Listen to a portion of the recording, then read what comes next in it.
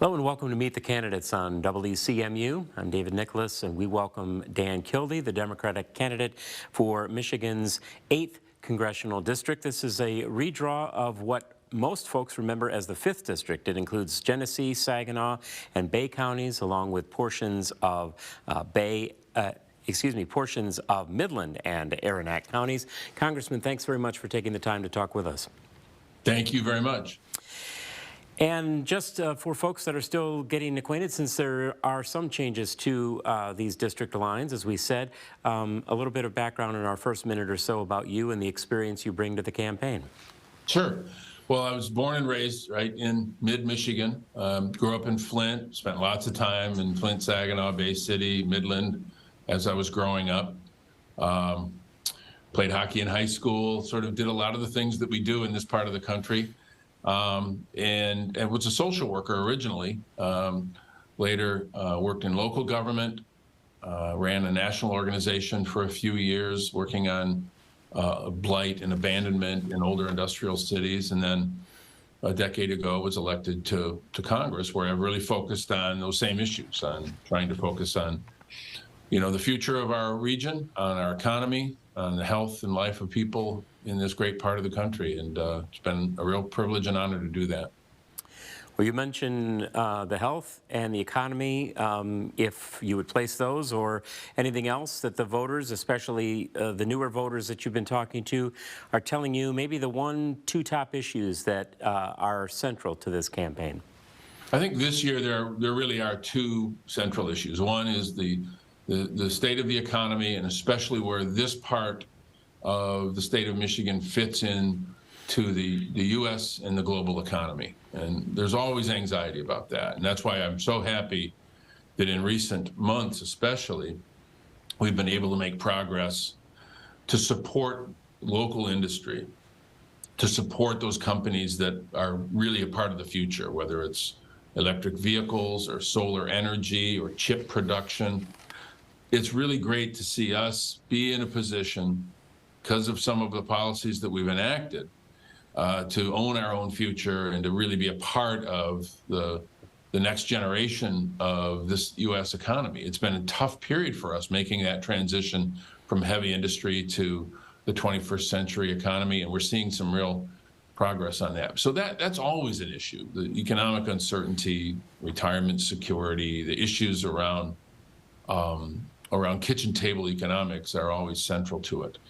But there is another issue, obviously, that has become very much part of the political conversation. It has to do with women's rights to make their own reproductive health choices. What the Supreme Court did in overturning Roe versus Wade has put Michigan in a position where the alternative is a 1931 law that criminalizes a woman or a physician providing abortion services. And that has become a real issue in this campaign, partly because there's a referendum on the state ballot, partly because there's a significant difference between the position I hold and that of my opponents. I believe that women should make this decision. I trust women to make that decision. My opponent takes a different view and believes that the government should dictate a really, really difficult and personal choice that I think should be left to a woman, her conscience, her family, her physician. And the voters in Michigan will be deciding Prop 3, as you said, the ballot initiative. And the Supreme Court, in that Dobbs decision, returning the decision-making to the states, pending the outcome of the Prop 3 vote, where do you possibly see, or what would you propose if there would be any appropriate action for Washington to become involved again in this overall question on women's health? Yeah. Well, I support the standard that was established in 1973 as a result of the Roe versus Wade decision. And I have voted and would continue to support codifying that protection in federal law, basically taking the provisions that Roe has provided and making that federal law. So what the Supreme Court did in the Dobbs case didn't necessarily return the issue to the states, but took the issue out of the context of a constitutional guarantee as interpreted by the courts. That leaves room for the federal government to take action. I would take action to codify the Roe versus Wade standard, but there are those in Congress who will push for a national ban on abortion rights. And of course, I would push back really hard on that. And doing that legislatively as opposed to through the Supreme Court, that's what some Republicans are advocating for, and I think that would be a terrible mistake. If we look at, separate from the specific question addressing Prop 3 in this state and the abortion question, the right to choose question nationwide, we've all come through the pandemic. We've all seen the impact of that. Are the voters in the district you hope to represent, District 8, are they telling you about particular questions when it comes then to women's health in particular or health care overall that they would cite as concerns, especially as we look at what the pandemic, what that impact was on everyone? What are people saying about the questions regarding health care moving forward? Well, there is an issue regarding women's health. Obviously, the fundamental right to make a decision on reproductive rights is one aspect of it. But the other effect that the overturning of Roe versus Wade could have in the return to the 1931 law in Michigan could be to affect other aspects of women's health, not just whether or not to carry a pregnancy to term, but other medical related issues that could be affected by that. But having said that, there also are really significant questions that people have about healthcare, and it mostly has to do with the cost of healthcare. And that's why the work that we've been able to do most recently is so important.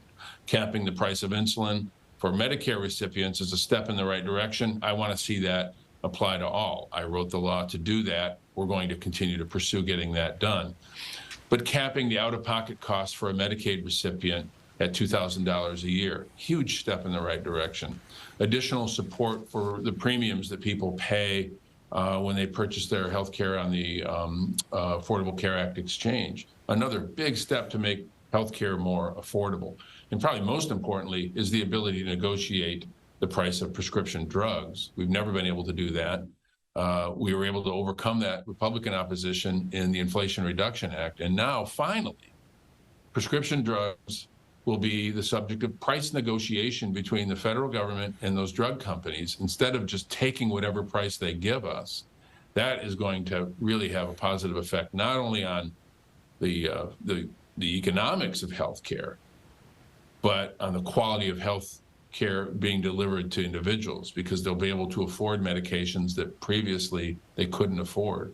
And in this country, no one should have to forego life-saving therapy because a drug company wants to profit off of them and they can't afford that. We've got about 3 minutes left, and I do want to give you the chance for a final message to the voters. But if we come back to the economy, you mentioned the initiatives that have gone in terms of electric vehicle related manufacturing and the computer chips and so forth.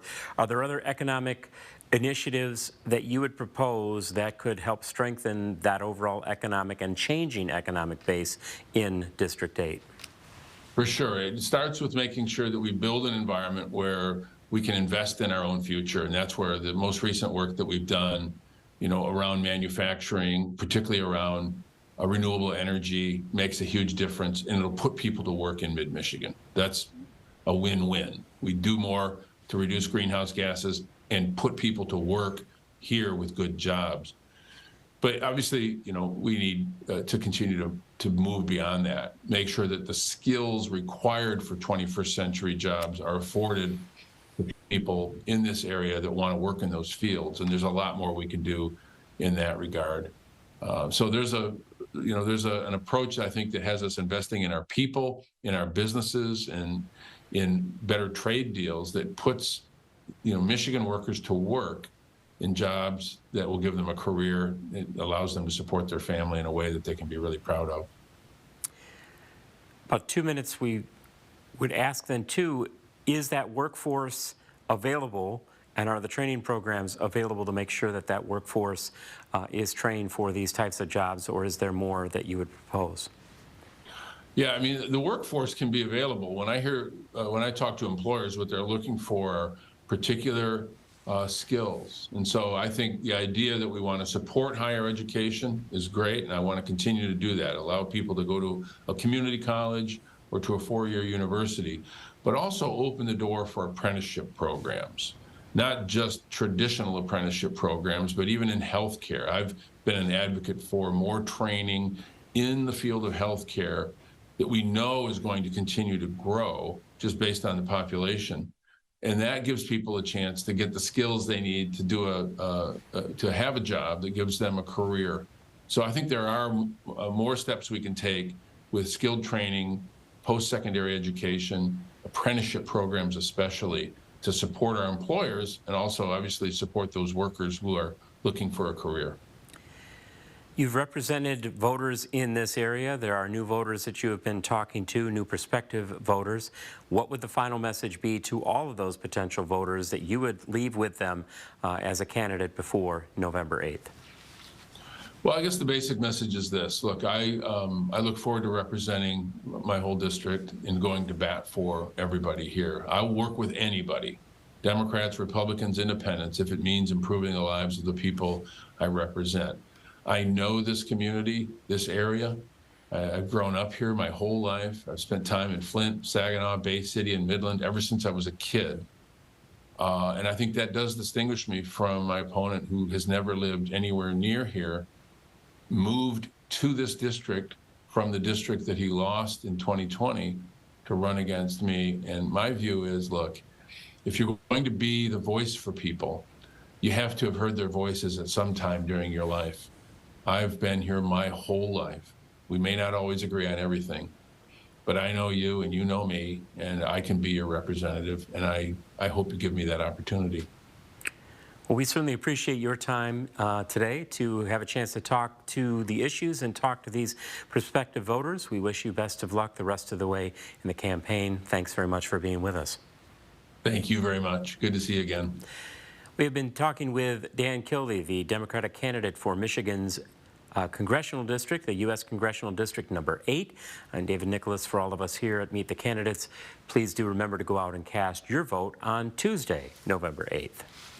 All qualifying candidates were invited to participate in this series. Following the redraw of Michigan House, Michigan Senate, and congressional districts, check with local officials to make sure you are properly registered.